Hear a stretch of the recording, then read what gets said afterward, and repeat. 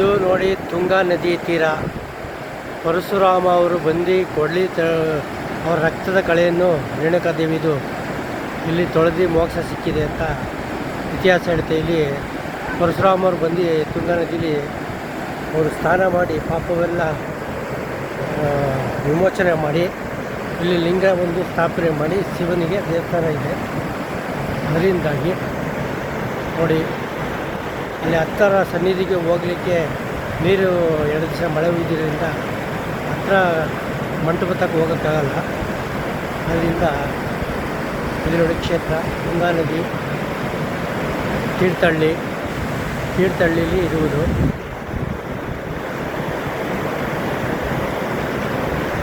ಒಂದು 2 ದಿವಸ ಮಳೆ ಬಂದು ಈಗ ಮಳೆ ಎಲ್ಲ ನಿಂತೋಗಿದೆ, ಬಿಸಿಲಿದೆ. ಇದರಿಂದಾಗಿ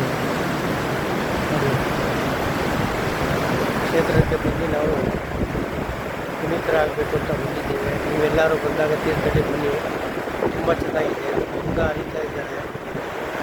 ಇಲ್ಲಿ ಪರಶುರಾಮ ಟೆಂಪಲ್ ಇದೆ, ರಾಮೇಶ್ವರ ಟೆಂಪಲ್ ಇದೆ, ಹೋಗ್ತೀನಿ.